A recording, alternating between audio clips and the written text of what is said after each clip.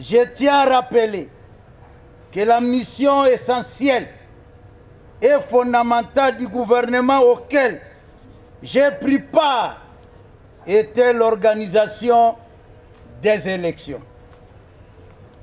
Ces élections ont eu lieu et ont consacré, comme tout le monde le sait, la victoire au présidentiel de l'honorable Martin Fayoulou Madidi.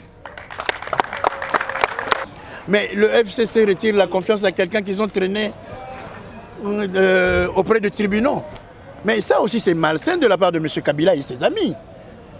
C'était eux le premier à soutenir Mbachimbacha et l'honorable Nzinga. Bon, maintenant que... Bon, vous savez... Bon... Olobaki tokomesana, tomesana.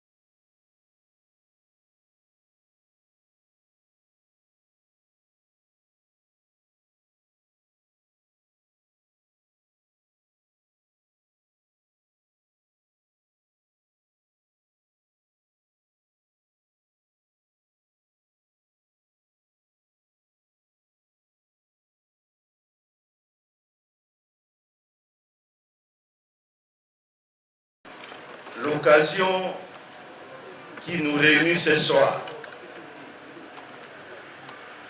est une occasion pas comme les autres. Pas comme les autres parce que nous recevons un collègue, un frère, monsieur, que vous connaissez très bien, mais c'est Jean-Pierre Isanga Bonganga.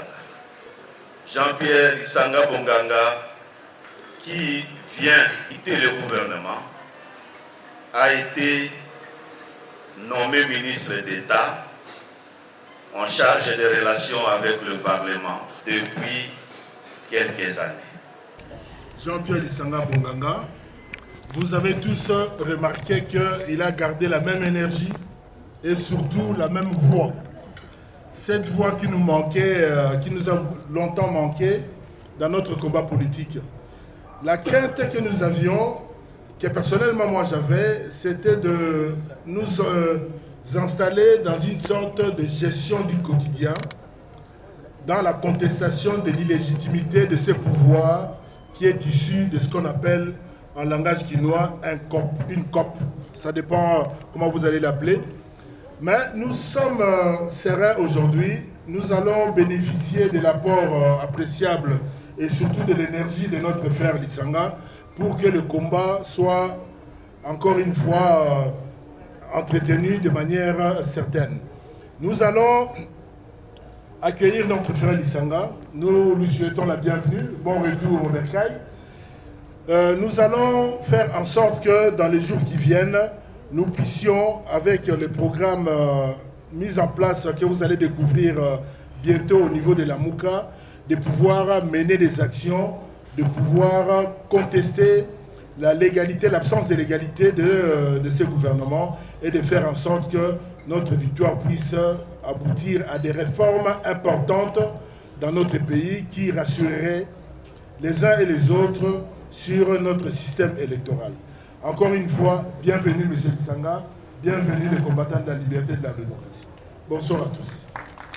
Honorables députés et sénateurs, chers amis combattants de la liberté et de la démocratie, votre présence en ces lieux prouve que la flamme du combat noble que nous menons dans le cadre de notre mouvement politique reste allumée et que nous avons pris la ferme résolution de l'entretenir jusqu'à la victoire finale. Je tiens à vous remercier pour votre persévérance, votre sens élevé d'abnégation et de lucidité dont vous avez fait preuve face aux intimidations de tous ordres, aux humiliations et aux diverses sollicitations de débauchage dont vous avez été l'objet. Honorables députés et sénateurs, chers amis combattants de la liberté et de la démocratie, je viens de terminer mon mandat comme membre du gouvernement mis en place ici de l'accord de la Saint-Sylvestre. Bon nombre d'entre vous étaient opposés à l'option de participation à ce gouvernement. C'est leur droit le plus légitime.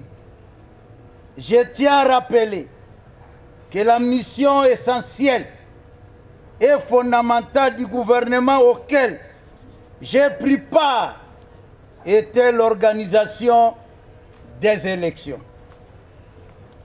Ces élections ont eu lieu et ont consacré, comme tout le monde le sait, la victoire au présidentiel de l'honorable Martin Fayoulou Madidi.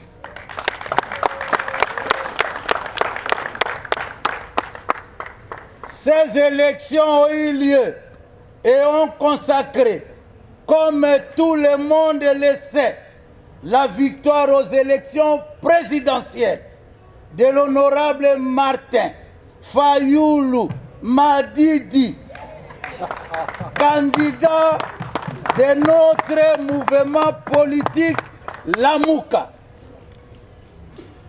Quant à moi, nonobstant ma participation au gouvernement, j'ai tenu à rester fidèle à notre idéal politique. C'est dans ce cadre qu'on a mes consciences et en toute responsabilité. J'ai refusé de signer la charte d'adhésion au FCC.